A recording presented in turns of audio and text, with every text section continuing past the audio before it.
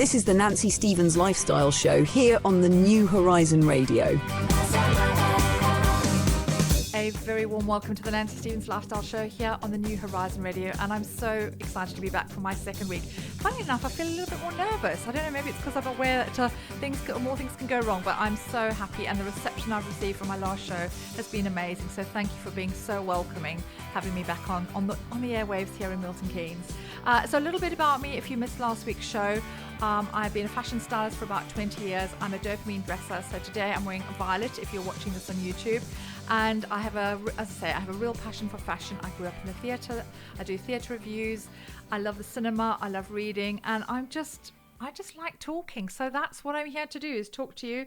I've got two amazing boys, Henry and Benji. Henry is a videographer and photographer, and Benji is a performer in a boy band. So more of that at some point. And I'm a cat mum as well. So I'm the crazy cat mum, and I rescued a lovely cat called Honey, who's just been such a blessing to me over these last few weeks. So what you can expect on today's show, a lot about fashion. On the second hour, we're doing some menopausal musings with Elsa Py from the Olive Collective. But I'm also going to talk about some films that I've seen and fashion, really. So, we're going to have a little bit of radio gaga because I'm back on the radio where I absolutely love being. Welcome back to the Nancy Stevens Lifestyle Show here on the New Horizon Radio in Milton Keynes. I just want to talk a little bit about Strictly. It's been quite a roller coaster a year, actually, and as always, the Brits love an underdog. So this may have changed before the show goes out, but we do love an underdog, whether the person can dance or not. Well, what can I say? You know what I'm talking about. I'm absolutely gutted that Jojo and Montel have gone out, but I'm really interested in JB and Lauren's journey. It's been really interesting to see the dynamic change. JB was dancing with Amy Dowden, who unfortunately had to pull out because she sustained an injury. She's had a terrible time health-wise. But it's so interesting because the moment he did Couple's Choice with Lauren, all of a sudden it was like, JB's here. He's a contender. He's in it to win it. And the dynamic has changed completely. And the chemistry just works really, really well. So it just proves that the right partnership is so, so important. And I'm happy to bet that he's going to be in the final. He's amazing, and he's definitely come out of his shell. It's just wonderful. So I'm really, really loving Strictly at the moment. Being back to the cinema again. I'm still thinking about Wicked, but I'll talk a little bit about Wicked in a minute because I'm still obsessing. I'll talk about Wicked now, actually, because I'm still obsessed. It's taken something like $164 million in the first week or so. It's just extraordinary. And as I say, it's one of those shows that everybody is still talking about, and particularly Jonathan Bailey. Everybody's talking about Jonathan Bailey, and the girls are having their moment in the sun. They really, really are, and deservedly so. But he is incredible. He has the original Billy Elliot story, a ballet boy at the age of 4, the only boy in the class, and got bullied and was into sport, but didn't realize that dancing wasn't a cool thing until his friends made out that it wasn't a cool thing. But he ended up in the West End at the age of 8 in Les Mis. And he's kind of just done his thing. And I'm so in awe of him. I really am. He set up a trust called the Shameless Trust. And it's an amazing trust. It's about it's a charity to raise cash and erase shame for the LGBTQ plus community. And I love the fact that he is this huge, massive star now, out and proud. And I really, really wish some others who will remain nameless would follow suit, because it's just not important. It's 2024, and he's wonderful. He's one of the best things about Wicked. I am such a Jonathan Bailey fan. I think I'm following him on all the fan pages. I also wanted to talk about Paddington in Peru, which I saw at Cineworld, which is really, really cute. This movie is bare cute. Sorry about the terrible pun. It's a wonderful family film, and it's about 7 years since the last film, which Paddington 2, which starred Hugh Grant, which in my opinion was the best one. I mean, Hugh Grant has got to that age now when he really doesn't give a damn. He's fabulous. He's comfortable in his own skin, and he's just doing Hugh Grant, as he always does. And I can't wait to see him in the new Bridget Jones Diary as well. Just fabulous. It's the usual stellar cast of last time. It's Ben Whishaw, who is voicing Paddington. Hugh Bonneville is playing Mr. Brown, and Emily Mortimer has replaced Sally Hawkins as Mrs. Brown, and I don't feel it worked as well. There was just a little bit of the warmth was missing, and I felt Emily Mortimer just felt slightly uncomfortable in the role. It just didn't gel, and even though it's 7 years, and I didn't think I'd remember, but actually the family dynamic feels very, very different. Antonio Banderas plays, he's really hamming it up badly as a baddie trying to search for the El Dorado gold, and my favorite female actress of all time, Olivia Colman, is playing a singing nun. I mean, what's not to love? I mean, she's literally singing to her heart's content in the hills of Machu Picchu. It really is hilarious. So she's an absolute scene stealer. I absolutely adore her. There's nothing that she can... I don't know. I just think she's fabulous. So it's a great family frolic film. It's probably on for another week or so. Paddington himself is just so cute. CGI. It's just lovely. It's just a wonderful film. And I'm going to play now The Bare Necessities. Talking a little bit about fashion now, and I think this is hopefully going to become a really important part of my show because, as I said earlier, I am absolutely passionate about fashion. So this week I'm going to be talking about pleated skirts. Pleated skirts are huge this season, but the worry that people have about pleated skirts is that they think that they make them look, well, they can make you look bigger than you actually are. And that is definitely a hang up I had, and many of my customers, as a personal stylist, worry very much about the fact that they feel big because the pleats are going to make them look wider than they actually are. And the reason we have this hang up is, certainly from my own perspective, is at school we all wore box pleat skirts and they were ghastly. They made us all look massive. So they were really, really wide pleats and they just sat on your hips. So if you were a chubby teenager like I was, it was very difficult because I just felt really, really self-conscious. But pleated skirts have come a long way. So the narrower the pleat, the more slimming they are. And there's lots of different types of waistbands. So if you kind of carry your weight around your middle, you're more of an apple. An elasticated waistband will be better. But if you are slimmer in the waist, you probably prefer a sort of a stable waistband that'll hang really, really well. But they are so versatile, and you can wear them with a blouse and a tank top. You can wear them with a thin, sparkly knit. And in the summer, you can wear them with a t-shirt and a trainer. So please don't think pleated skirts are just for the winter. There's a plethora of them out there, and they're very sparkly, and you may not want to take your sparkle into the summer. That is a very brave thing to do unless you're Trini, but they are absolutely everywhere, and I love a pleated skirt. I must have about 6 in my wardrobe now. As someone who absolutely hated them, I'm a massive, massive fan. So team it with a t-shirt in the summer. So I really want people to have clothes that they can wear at least 2 different ways. So you don't just have an item in your wardrobe that you can only wear for work, for instance. You can casual it up or casual it down. So clothes should be able to be worn all year round. The only 2 types of fabric that I wouldn't recommend wearing all year, different types of the year, would be linen and velvet. That's just absolutely a no-no. But, a cotton dress you can wear with tights and boots in the winter with a jumper and make it look like a skirt. It gives you that versatility. So we want your clothes to have longevity. We want you to have a smaller wardrobe that works harder for you.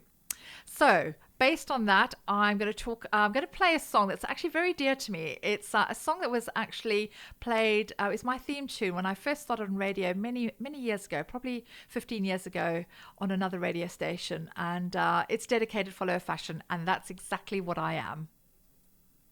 You can teach an old dog new tricks. You really can, because that's a fairly contemporary song. I knew it, but I didn't know the song, what it was called. So yeah, I really like that actually. Very, very cute song. So coming up next, we have, Milton Keynes Theatre has a very exciting panto season ahead of it. We have got Peter Pan, which is going to be at Milton Keynes Theatre till the 5th of January.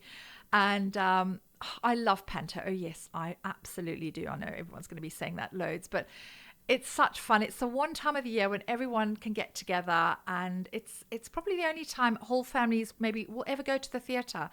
For some people, it's the first experience of theatre, and maybe will start a lifelong journey into loving the theatre. But I absolutely love panto and all the fun and the the kind of shouting back, and it's such a British institution. It's such a wonderful thing. And I remember going to see Panto with someone who hadn't seen it many years ago, and him just sitting there with a completely bemused look on his face going, I really, really don't understand it. It is so peculiarly British, but it is wonderful. It's wonderful for the kids, and the shouting, he's behind you when the baddie comes on. It's just wonderful. So I'm very excited. And it is starring Strictly's own Craig Revel Horwood, who everybody thinks he's such a baddie, and he's, everybody thinks he's the bad judge on Strictly, but he really, really isn't. He's actually, I've met him a couple of times when he's been in shows here in Milton Keynes in Annie, and he's just so charming. He's lovely, and it's just a persona. This is not who Craig really is. He's a fabulous guy, an amazing entertainer, and I think he's going to be absolutely fabulous in Peter Pan. So this is going to be at Milton Keynes Theatre. Peter Pan is going to be at Milton Keynes Theatre till the 5th of January. So book your tickets now. It is such a wonderful night out with a family. Very, very special. I'm very excited. Oh, yes, I am. And I'm so excited. But I must admit, I'm a little bit anxious, actually. And it's very apt that we're talking about anxiety. But I'd like to welcome back from last week, amazing guest I've got, Elsa Py from the Olive Collective. Hello again. Milton Keynes' answer to Davina McCall, in my opinion. So Elsa, for those of you who weren't able to listen last week, Elsa is a menopause coach and the author of Don't Sweat It, Manage Your Menopause in 21 Days. She's a seasoned health and wellness expert of some 33 years. And this week we're talking about anxiety, which at this time of year is very, very apt. Christmas is imminent. There's a lot of pressure and everyone wants to have the perfect Christmas. But for my own personal anxiety, is today for some inexplicable reason. So I feel like I'm feeling a bit better now, but I feel really anxious actually. And last week I loved doing my show and I was really into it.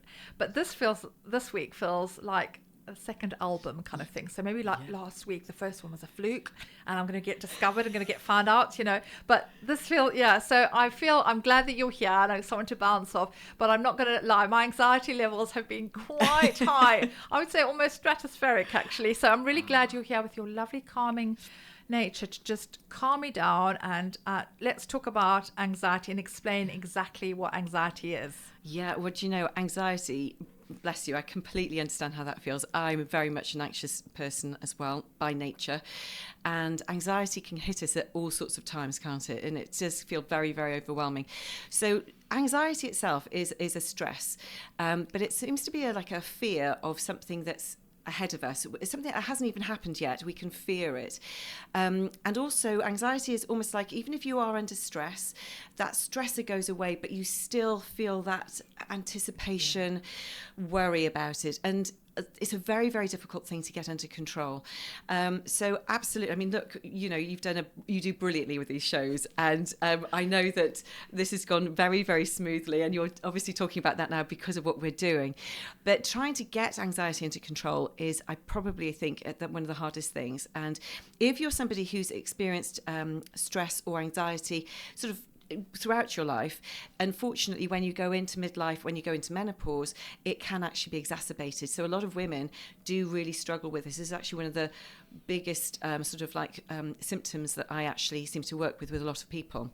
So it does actually cause quite a few symptoms that trigger from there, which we can go through as we go through the show, because it's quite a big list. But one of the things I was going to ask you is, did it affect your sleep at all? Has it really affected sort of like how you built up for today?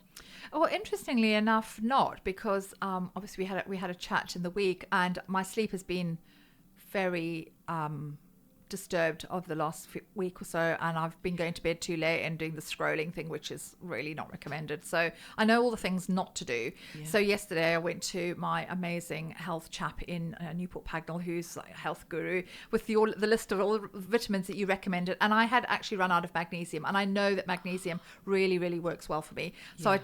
I took one or two last night.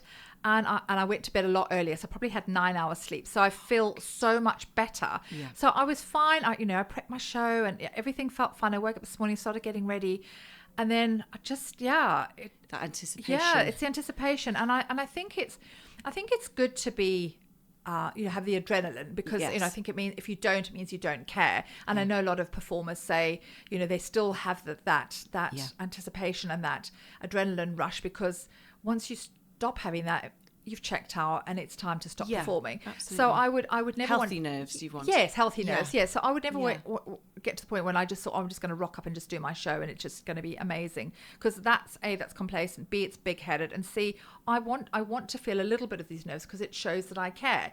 Yeah.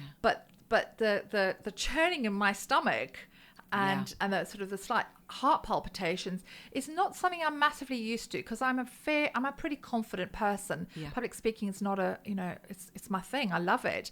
I think it's just the unknown, really, but I think it's definitely an age thing. Yes, because 10 years ago on air I probably would have just been, oh yeah, I'll just turn up and talk. But now there's what if? It's the what ifs, I think. So there preempting. But there is a reason for it, because so we feel that as we age, we just think, we should actually maybe have the ability to know we've got the experience. You've got the experience. This is the thing that really stresses a lot of people out, is that you've got the experience and it's almost like, well, why am I feeling that way on top? There's a good reason. Basically, you're operating with less estrogen inside you. And, as we go into our early 40s into 50s, and then when you're postmenopausal, which we chatted about last week, and that's where you are, you're actually dealing with a much lower level of estrogen in you, and your estrogen levels in your body when you're going into menopause or postmenopause, they drop, and that actually has an effect on something called the HPA, your hypothalamus, pituitary and adrenal axis. And what that is this cascade of effects that happen that you don't know about, that just happens. It's like an automatic thing. And it basically kicks off your cortisol levels, and it's your cortisol levels that are causing you to feel like this. That's your fight or flight mechanism. And it's basically out of kilter when we're in menopause. That sort of, the hypothalamus, where it starts, where the trigger is, it doesn't have the control it used to because the estrogen's not there. And so it's not that you're going crazy or that, why is this happening now? There's actually a physical reason that's happening. It's almost like your central nervous system is kicking in to take over for you, and it's very difficult to control. But we can talk about breath work, and we can talk about some other things that will actually help to calm things down. But I'm so glad you've started taking that magnesium again, because that's good. No, thank you. And everything you've said, that makes perfect sense. And it's also, it makes sense because our sense of fear as we get older increases. You think about children and how confident they are, and they just go and do stuff and they never think twice about the consequences. And then as we get older, we're more aware of danger. And as you say, it's a flight or fight and what if, and preempting things that may or may not happen, and ending up almost catastrophizing, know. And I'm not naturally that person. I'm naturally quite an optimistic person and confident and happy. But this is a new thing for me, and it's like, I'm not sure I like it, but I think, it's great. If we can talk about how to manage it, that would be great. But we're going to play a very apt song now by Shania Twain called Man, I Feel Like a Woman. Anxiety, which at this time of year is incredibly apt. And we're going to talk about the symptoms. Yes. Please. Yeah, I mean, there's... Not the Simpsons, by the way, the symptoms. There are quite a few symptoms, actually, that can be triggered from anxiety and stress. So... you mentioned palpitations earlier on. Do you actually get palpitations, do you think? Or is it just that you feel like the racing heart feeling? I wouldn't really know the difference. It just feels, sometimes I do. I think it's just a racing heart. It's adrenaline, and but as you mentioned, the cortisol. Cortisol is a stress hormone, and it's something I've experienced a lot lately. But it can also be used in a positive way, can't it? Yes. I think. Yes. And I think it gets a lot of bad press and negative press. But I think it can be used in this situation. Yes. Good, because I was explaining that I was feeling incredibly nervous today, which is ridiculous because I did last week and it was fine, but I've got second album nerves today. So, yeah. Well, the thing about, racing heart, you're absolutely right. Cortisol is there to protect us. Normally when it operates in the right way, it means that we're on alert so that we can either run away from something if it's attacking us, or we can go in and sort of like fight our space. Sadly, when we're in menopause, that doesn't seem to work in the same way, and we can kick off our cortisol in this fight or flight for loads of different things. It could be even things like, you're running late to go and pick up your children, or you've got a workload that's a little bit harder than you would want it to be, a little bit like today for you, that feeling of like, oh my gosh, can I do these things? and that kicks it off. And it doesn't necessarily mean it's real. It just means your body is thinking you're in that state. And what happens is we go into this shallow breathing. So you might notice that you may be holding your breath, or you may go into shallow breathing mode. Yes. And so with that, that's where the cortisol kicks in, and then all these other symptoms can happen. So palpitations is one of them. Obviously sweating and trembling that can happen from that, because your heart rate is obviously beating a lot faster. If you actually have proper palpitations, it can actually be very scary. A lot of women who do experience it worry that they may be having a heart attack, because, you know, that feeling of your heart is just racing and you don't know why, and you can't seem to bring it down. You then worry that your heart is racing, and you go into this almost a little bit of a spiral of, I can't catch my breath. And you then start sweating and feeling very uncomfortable. And I don't know whether you know this, I'm sure you do, but, you know, in terms of a symptom that women go through more than men do, is actually heart attacks, and heart disease is something that women experience more in their midlife and later years than men do. And the main reason is because, you know, we don't actually recognise in women as much as we do in men the symptoms of a heart attack. So if you do have palpitations, what I would say to anybody who does struggle with heart racing, heart palpitations, or discomfort in their chest, to go and obviously get themselves checked out. It normally... That in itself is stressful, waiting for a doctor's appointment. Oh my gosh, yes, that would even kick you off. Yeah, exactly. Yeah. But if you can get one, it is definitely worth having your mind put at rest, because I think that can also be triggering a lot of other things that can happen. Also things like, so that can actually cause racing thoughts that come up with anxiety. I'm just having a read. I've actually got a list in front of me. I'm just going to read quite a comprehensive list, which made me anxious reading it, because it's so long, some of the symptoms. Yes, it really is. You know, it does actually increase your high blood it can cause high blood pressure. We were just talking about sleep and insomnia, so lack of sleep can come from worry and stress. Chronic fatigue, your body can go into burnout mode, because what happens is if your body is producing that much cortisol to try and deal with this anxiety and deal with the stress, it is exhausting. You can imagine, you know, your heart's racing, you're sweating, you may have hot flushes from it. At some point when you come back down to sort of like maybe more of a calmer feel, you may actually feel that you're absolutely exhausted. And a lot of women get to the end of their day, they can get through their day, and then they get home and there's just absolutely nothing in their tank. That can be, it's like a sign and symptom of excess stress and anxiety. You may find that you have decreased libido in sex. Well, who'd want that when you're very stressed anyway? But, you know, that can actually be very much a case. Weight gain. We know that weight gain can happen from this a lot. Weight gain and also insulin resistance. Now, we have insulin resistance when we are going through menopause. We can cover that on another time. And that's a whole other topic, though, isn't it? Yeah, because I mean, we will talk about that another time, because it's a subject that's quite close to my heart, unfortunately. Is a few months ago, I thought, you know, that my sugar intake was pretty high. I would have classified myself as a sugar addict, 100%. Yeah. So I would have thought, oh, well, I'm definitely, at the very least, I'm insulin resistant. Imagine to my shock and horror that I was actually diagnosed as being pre-diabetic, which is kind of the next stage. You know, that's obviously, you've got insulin resistance, and you've got pre-diabetes, and then you've got diabetic. Yeah. And I was like, oh my God, I was so shocked that I fell into that category, because, you know, I thought, well, I assumed that, you know, maybe one had to be incredibly overweight, or you were a proper apple, but absolutely it is diabetes is a hidden disease, and it can affect anybody. And it was quite a wake up call for me. Yeah. So that whole, but it's definitely a midlife thing, because that wouldn't have been the case 20 years ago. No, so, absolutely, yes. No, so with estrogen dropping, our insulin sensitivity and the way our bodies can process foods changes, and we all have a different experience of it, but you're absolutely right. It's great that you found out, and it's great that you can do something about it, but that can be very worrying, can't it? It's sort of, again, a stressful thing to think about. It's in the back of your mind all the time, thinking, what do I need to do?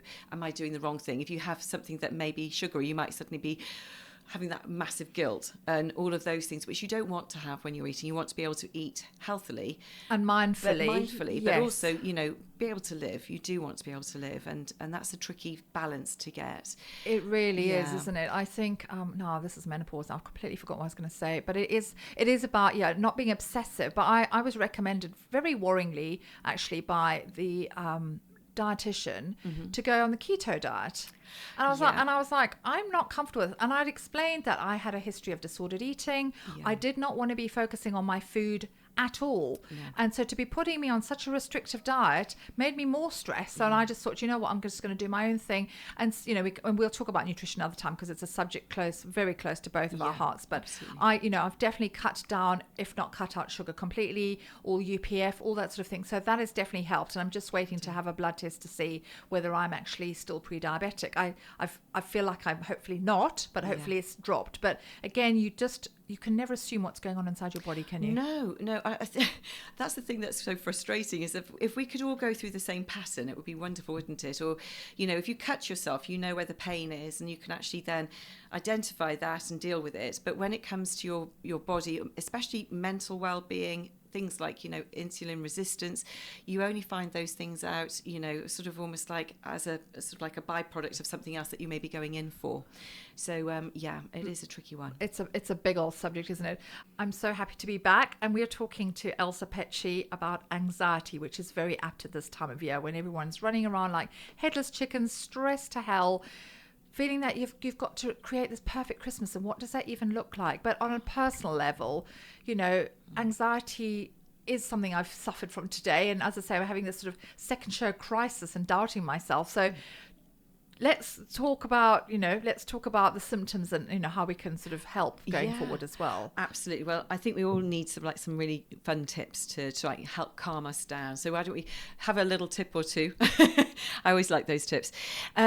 One of the things that actually is really important is when you're actually in anxiety, we tend to go into shallow breathing. And that's one of the triggers for our brains to know that we are needing to be maybe on alert. And we need to try and get that sort of like back to normal, get ourselves back to rest and digest as quickly as possible. And we were joking off air actually about breathing techniques, and there's lots of them, aren't there, out there? And I very sarcastically said, and I'm quite ashamed of myself actually. I said I get very bored doing breathing exercises, because the whole one: breathe in for 4, hold for 4, exhale for 4, and I'm like, well, just at the first 4 breaths, I'm just bored. I've checked out. So you need to. I've got a very short attention span. You need to keep it very simple for me. Well, one thing that actually can really help is actually if you do a breathing and humming as well. That's a fun one. Maybe that'll work actually on radio as well, where you take a really nice deep breath in. You don't have to count as much, but if you take a nice deep breath in through your nose, and then on the exhale, you can just hum. Now, I tend to do it like just a like that. But if you've got a tune that you like, if you're driving along and you're feeling a little bit stressed, you can hum along to a radio, to the radio, to my show, to your show, of course. But by doing that, what happens is that sort of resonance of you hear your breath, you're slowing your breath down, and you're consciously breathing, really helps your vagus nerve, which goes all the way through our body. It basically tells it that you're calming and that there's nothing to be worried about. And it can take a few seconds for some people, and it can take up to 2 minutes for others. But when you can calm that down, you will feel that you've got a little bit more control. And at the end of the day, it may not take away what the cause of the anxiety is, but it'll give you back that feeling of control that you can deal with what's coming next. And that's sometimes one of the things that we just need to do, is have a little tip in our pocket that you can just think, oh, I know, if I just deep breath in and then yes, when you hear the and that is really where it's coming from. You're having that lovely deep yogic resonance. Breathing, isn't it? Yes, fundamentally, it comes from there. And I think that but you can apply it to everyday life. I tend to do it, like I say, singing along in a car. I tend to not sing. I haven't got the best singing voice, but I don't mind humming. But realizing that when you actually start doing it, if you take some deep breaths in between those hums, you're actually helping yourself to calm your anxiety down as well. So yeah, that's really, really helpful. And you've talked about the vagus nerve, and I'm very I'm very intrigued about because you've said when I came to your Don't Walk to Sweat It, yes, you talked about that a lot. Explain what that actually is and how we can help that can help us calm down. Yeah. So we have some different compression areas in our bodies. So our vagus nerve is really the nerve in our body that basically triggers the response mechanisms to things that are around us. And so if it's on high alert, when we've been triggered, our cortisol's been triggered, it will cause all sorts of things. So for example, what we need to do is we need to try and compress it.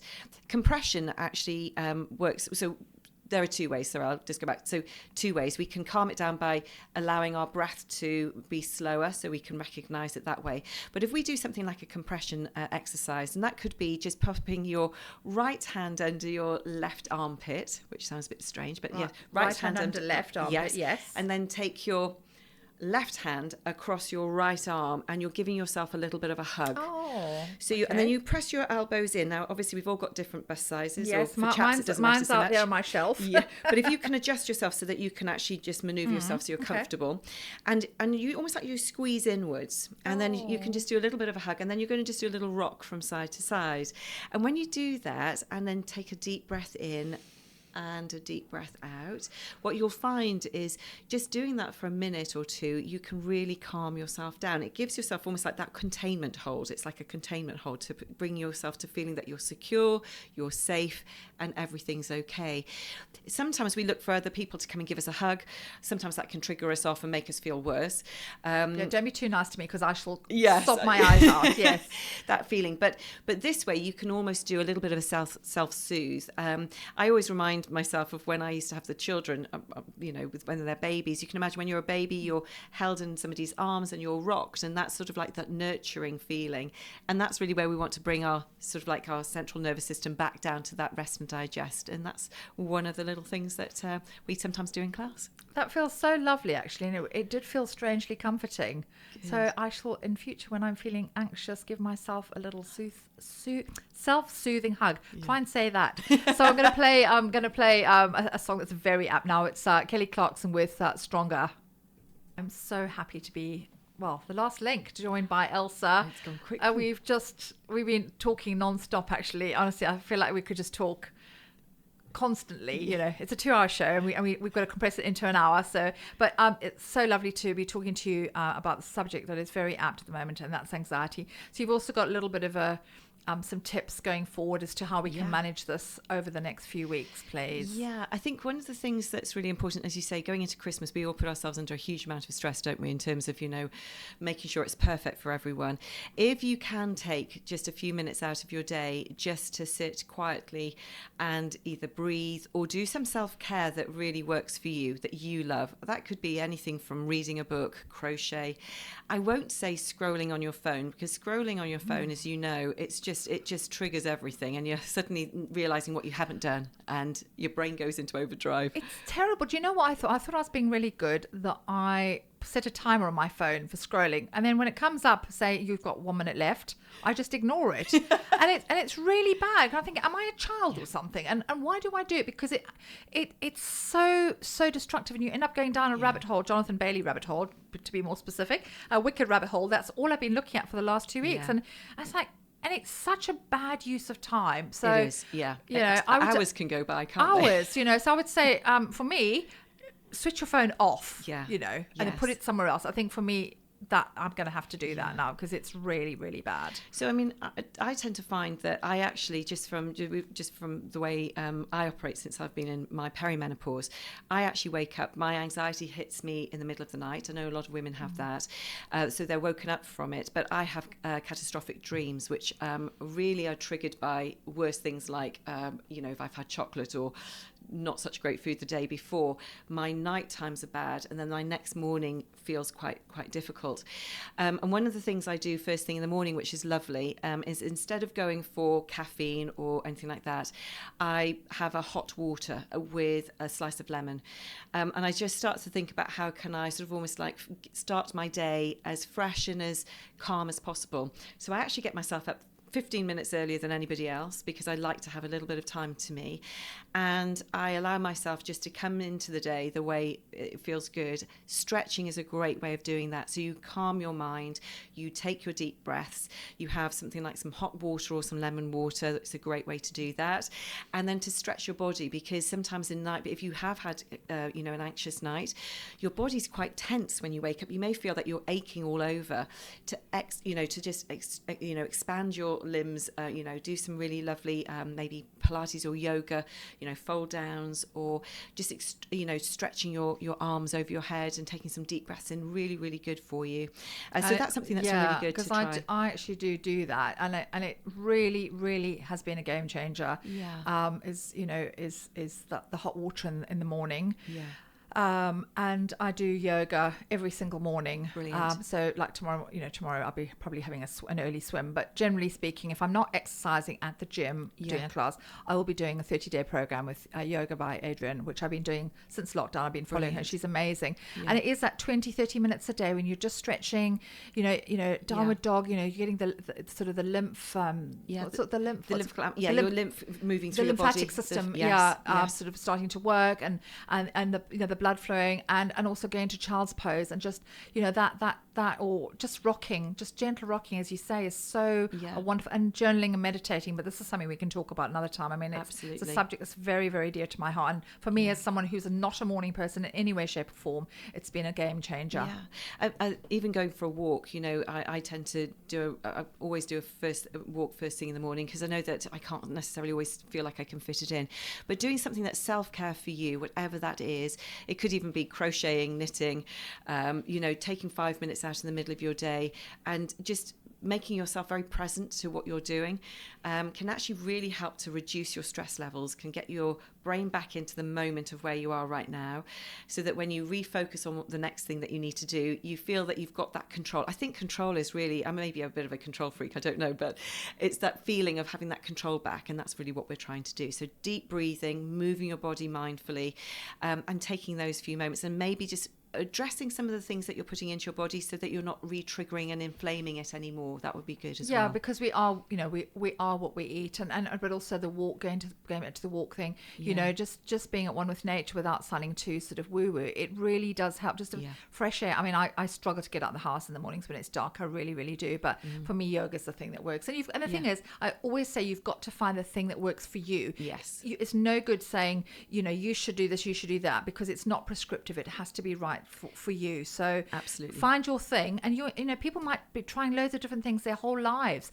but I later on in life I found, this makes me sound ancient, but at this stage of my life, sort of hitting nearly 60, that for me yoga or Pilates or those sort of grounded and meditation is just a wonderful way to start the day. It really is. Oh, I'm glad that you're doing it. Fantastic. Aren't I a good pupil? You're very good. And so what are we going to talk about next week? Because there's so much to talk about. So we were talking just off air that we were going to talk about musculoskeletal syndrome. That word, or those words, have really come out in the last 6 months. And it's talking about fatigue. It's talking about joint pain and muscle aches. So we want to sort of work out ways that we can actually help to reduce that, because I think there's about 85% of women will actually struggle with that as one of the main things that they feel as they're going into midlife and beyond. So, yeah. Fantastic. So just quickly, how can we find you on the socials, and can we join you? Because I'll be at the walk next week. Oh, fantastic. So the Don't Sweat It walks, they are on Mondays at 9:30 over at Wavendon Community Hub. And if you want to join in on that, if you come onto our Facebook group, which is at Don't Sweat It Walking Group, that's the tag. And then you can come on to Olive Collective UK on Instagram as well, and that's where you can follow us on social media, so that'd be great. Fantastic. I'm so looking forward to that walk next week, that bit of me time. Thank you so much for listening. It's been an absolute pleasure. It's been it's always great to have you on. Just a hive of wonderful information. If you'd like to contact me, if there's anything you'd like me to talk about on my show, I'm nancy.stevens@horizonradio.com. Oh, no, I think it's nancy@horizonradio.com. Apologies, no Stevens there. And I'm also on Instagram at _NancyMK_. So please do drop me a DM if there's anything you'd like us to talk about on the show. Be absolutely delighted. I've loved the show. It's whizzed by. I hope you've learned something, and it's an absolute pleasure. So that's show 2 under my belt. So look forward to next week. So I'm Nancy Stevens. This is the Nancy Stevens Lifestyle Show here on the New Horizon Radio. And we're going to play out with a little bit of ABC with The Look of Love.